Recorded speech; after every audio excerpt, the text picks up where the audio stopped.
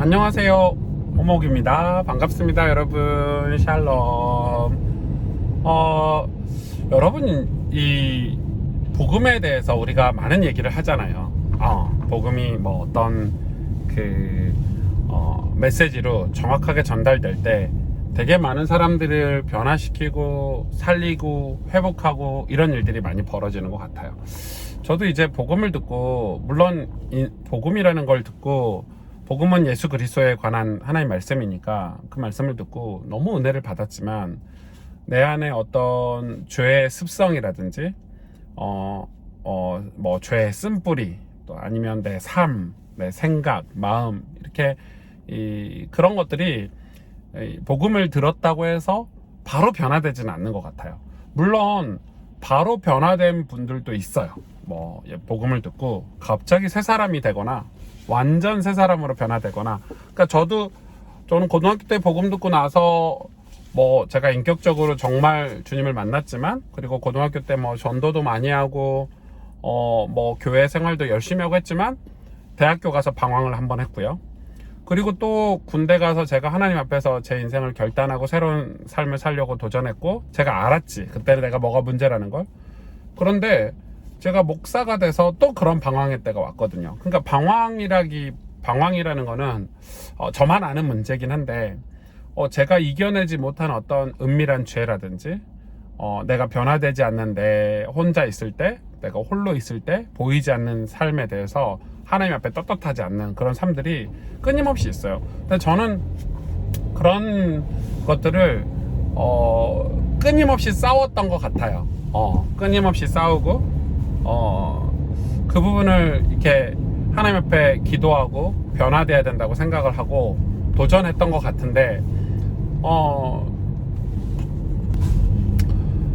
그런데 제가 요즘 느끼는 거는, 이 복음 메시지를 우리가 메시지를 되게 잘 중요하잖아요. 그 복음 메시지를 계속 사람들이 듣고 그걸 듣는 데에만 익숙하다 보니까, 그 복음 메시지를, 하나님 말씀을, 예수 그리스도의 말씀을 내가 스스로 그걸 묵상하고 내가 그 말씀을 가지고 하나님 앞에서 새롭게 변화되려고 하는 그런 노력들, 애씀들을 잘 하지 않는 거를 많이 봤어요. 이게 좀 잘못하면 되게 오해가 될 수 있지만은 그러니까 귀로만 듣는 거지. 귀로만 듣고 그 말씀에 대해서 내 삶을 바꾸려고는 하지 않더라고. 그러니까 내 삶을 바꾸려고 하지 않다 보니까 어떤 문제들이 생기냐면, 마치 그 말씀을 들을 때는 되게 시원하고 깨닫고 이해가 되는데, 그걸 복음 깨달았다고 얘기하시는 분들이 되게 많은 것 같아요. 그러니까 내가 내 속에 있는 죄라든지 어떤 삶의 그릇된 모습이라든지 이런 것들을 복음의 능력으로 치유받고 고침받고 변화되려고 하는 어떤 노력들이 필요한데, 그게 없는 거죠. 그리고 결정적인 순간에 그런 거에 대한 공격들도 있는 것 같아요. 유혹들이 있으면 깨달아야 되잖아. 근데 그런 것들을 잘 못 깨닫는 거지. 그래서 사람들이 남들에게 보여지는, 남 눈에 이렇게 드러나는 그런 것들로 복음의 능력을 이야기하는 경우도 되게 많더라고요. 저는, 제가 요즘 이렇게 목회자잖아요. 저는 여러분 평신도들하고 좀 다를 수 있지만은 목회자니까 제가 진짜 그런 고민들을 많이 해요. 근데 제가 이렇게 목회자로서 참 저게 맞을까? 저런 모습이 맞을까? 하는 것들이 되게 많이 있거든요. 저도 되게 자유분방한 사람인데, 되게 자유롭고 또 이렇게 편한 거를 좋아하니까, 뭐 복장도 뭐 양복 같은 거 잘 안 입고, 저 금요일에 저희 교회 설교 보시면 알겠지만은 그냥 티셔츠 하나 입고 청바지 입고 설교하고 뭐 이런 걸 좋아하지만은, 근데 사람들은 그렇게 눈에 보이는 거, 겉으로 봤을 때 뭐 2대8 가르마하고 기름 바르고 뭐 이렇게 뭐죠? 양복 입고 이러면은, 와, 저 목사님 되게 이 능력 있는 목사고 신실하고 겸손한 목사님이고 이렇게 보는데, 실제로 제가 목회자 세계에서 이렇게 같이 있다 보면은 그렇게 하시는 분들이 앞에서, 뒤에서는 그렇지 않는 분들이 너무 많은 거예요. 그러니까 그렇게 않는 분들이 너무 많다 보니까 제가 우리 어떻게 보면 이 보이지 않는 뒤의 삶과 보이는 삶이 일치가 안 되는 거지. 일치가 되지 않기 때문에 그게 과연 맞을까? 저는 부흥의 때를 진짜 소망하고 기다리고 있는데 하나님이 부흥은 우리가 일으킬 수 있는 게 아니잖아요. 사람들이 아무리 많이 모이고 우리가 아무리 기도한다고 해도 하나님이 응답해 주시지 않고 하나님이 임재해 주시지 않으면, 하나님의 영광을 하나님 우리에게 드러내 주시지 않으면 부흥은 우리가 경험할 수 없는 건데, 근데 저는 그 부흥이 와서도 그런 일이 벌어지겠지만 또 진짜 그런 부흥을 맞이하려면 우리의 보이는 삶과 보이지 않는 삶이 일치가 돼야 된다고 생각해요. 이거는 우리가 깨끗하고 거룩한 삶으로 일치되라는 말이 아니야. 그러니까 제가 오늘 하고 싶은 얘기는 좀 어렵지만은, 혹시 우리가 죄를 많이 짓고 있어, 엄밀한 죄를, 그런 보이는 삶에 있어서도 그 부분을 인정하고 그 부분을 솔직하게 하나님 앞에 고백하고, 우리가 어떻게 어둠 속에 있다면 빛으로 가려고 노력이라는 걸 해야 되잖아요. 근데 제가 이야기하는 요즘 시대의 복음 메시지나 복음 전도자들은 그런 삶을 두고 그런 삶을 뒤에서 살고 앞에서 복음 메시지를 얘기한단 말이지. 그러니까 그런 삶에서 벗어나려고 하는 노력이나 애씀이 없는 거예요, 제가 볼 때. 그러다 보면 이게 뭐가 되냐면 좀 진짜 저는 바리새인들하고 너무 똑같지 않나. 예수님 바리새인들 뭐 그랬잖아요. 너희가 겉은 깨끗하고 거룩한 척하고 율법을 잘 지키는 것 같은데 속은 썩었구나, 속에 악독이 가득하구나, 이렇게 한 것처럼 우리도 잘못하면 우리가 겉으로 막 대단한 실력 있는 거룩이라든지 복음의 능력이라든지 막 전도하고 이런 걸 하는 게 중요한 게 아니라, 어떻게 보면 보이지 않는 삶이라든지 내 속사람 내면이 진짜 하나님 앞에서 하나님 믿는 믿음으로, 내가 하나님을 두렵고 떨림으로 섬기는 걸로 내가 하나님의 영광을 위해서 사는, 그게 정말인가? 저는 이제 그게 만약에 정말이 아닐 수도 있잖아요. 신앙은 제가 처음에 말씀드린 것처럼 연약할 때가 있으니까, 저도 고등학교 때 예수님 믿어가지고 제가 신앙이 자라는 속도가 더뎌가지고 저도 방황도 많이 하고 뭐 은밀한 죄도 많이 짓고 예수 믿고 나서도 그런 게 있었지만, 그래도 그 속마음이, 그 보이지 않는 삶이 하나님 앞에 갔을 때는 하나님 나 이거 고침받고 싶어요, 나 새 사람 되고 싶어요 라는 열망이라는 게 있어야 되는데, 겉으로 계속 복음 메시지야, 막 메시지도 잘하고 겉으로는 막 전도도 하러 다니고 사역도 하는데 마음은 나를 위해서, 내 영광을 위해서, 혹은 뭐 내 안위를 위해서, 이러면 그런 이 복음의 능력이 정말 이 시대에 드러날 수 있을까? 정말 부흥이라는 거를 우리 때 혹은 우리 자녀들 때 우리가 해줄 수 있을까? 이런 생각을 되게 많이 들어요. 저는 요즘 젊은이들이, 우리 자녀들이 이 교회를 많이 떠난다는 소식을 진짜 많이 듣고 있어요. 교회를 왜 떠나냐면 뭐 여러 가지 이유가 있겠죠. 세상이 뭐 완전히 유혹이 많고 세상이 타락했고, 근데 여러분, 세상이 타락 안 한 적 없고 세상이 유혹 안 한 적 없거든요.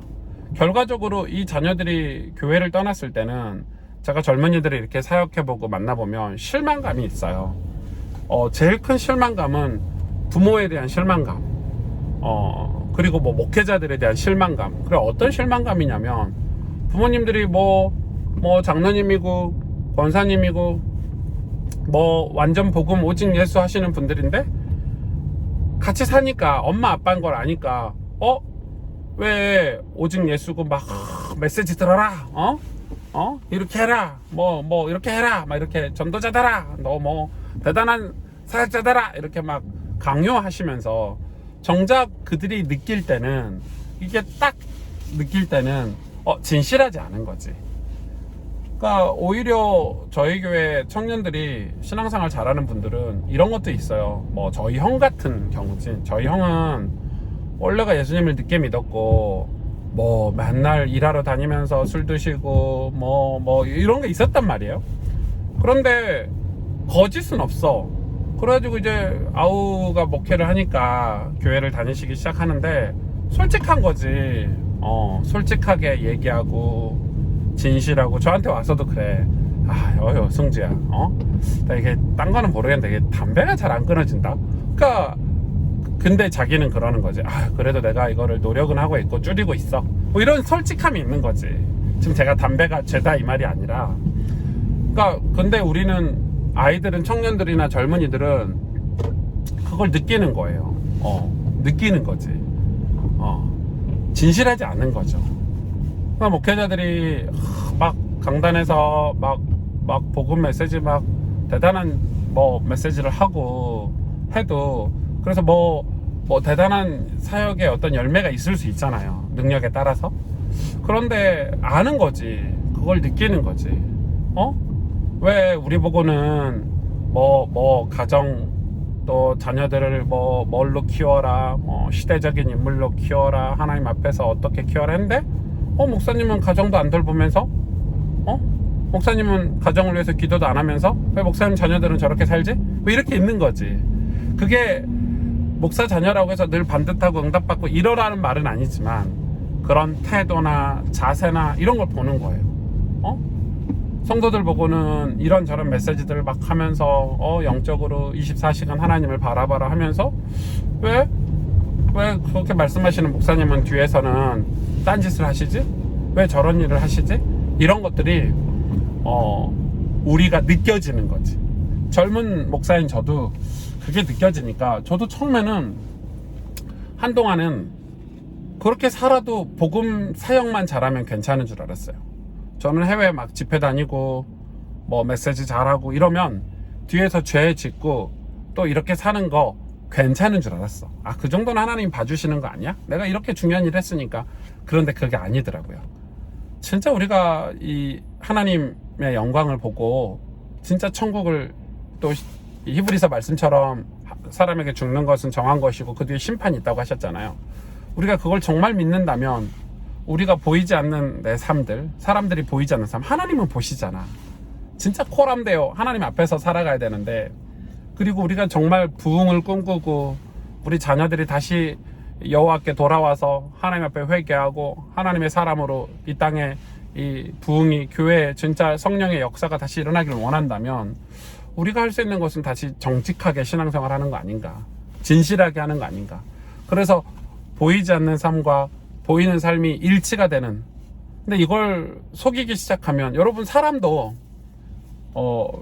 저도 교회 목회를 하지만은 저희 교회 직원이 있고 전도사님들이 있잖아요.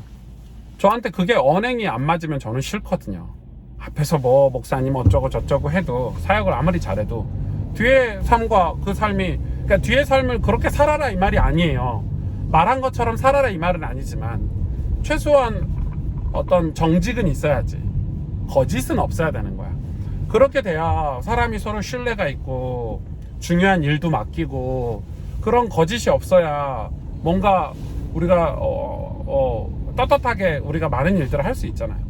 그런데 많은 사람들이 그러니까 여러분 이거는 목회자뿐만 아니고 지금 교회나 지도자들의 문제이기도 하지만은 우리 성도님들도 마찬가지인 것 같아요. 그러니까 하나님은 탕자도 받으셨거든. 우리가 죄인인 거 아세요. 우리가 죄인인 것도 아시고 우리를 다 있는 모습 그대로 받아주신대. 그래서 우리가 복음이라는 듣고 예수님을 영접해서 하나님 자녀가 됐는데 그 뒤로 더 중요한 거야. 하나님 아버지와 자녀의 관계는 속임이 없어야 돼. 그래야 발전이라는 걸 할 수 있어. 속이는 순간, 이중생활하는 순간 그 사람 신앙은 엄청 오랜 시간 정체가 될 거예요. 왜냐하면 속였으니까. 그게 습관이 되고 그게 자리매김하면 신앙이 발전이 없지. 여러분 자녀들이 부모를 속이면 그 자녀가 발전이 있겠어요? 또 부모도 마찬가지고. 속여서는 안 되는 거. 하나님 앞에서 늘 정직하게 최선을 다해서 내 진심을 하나님 앞에 드려서 신앙이 그래야 겉모양도 발전이 있잖아. 여러분 우리가 학원을 가거나 운동 수영이든 뭐든 레슨을 받거나 언어를 배워도 내가 선생님한테 숙제 다 했어요? 저 다 잘 알아요. 그렇게 아무리 속인다 한들 내가 진짜로 차라리 그게 나아. 선생님 저 이거 잘 모르겠어요. 선생님 저 이거 좀 어려워요. 선생님 제가 지난번에 이렇게 수업 받았는데 이번에 연습을 못 해가지고 이 정도밖에 안 돼요. 이렇게 말을 해줘야 발전이라는 게 있잖아요. 신앙도 그런 것 같아요. 속이면 안 되는 거지.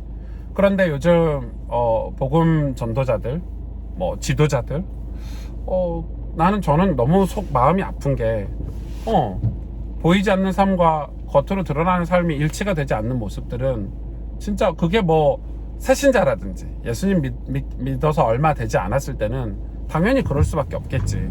그런데 이제는 우리가 목회자나 지도자나 교회 어른들은 그런 부분에 있어서 다시 새롭게 하나님 앞에 정직하고 새롭게 회개해야 되지 않을까.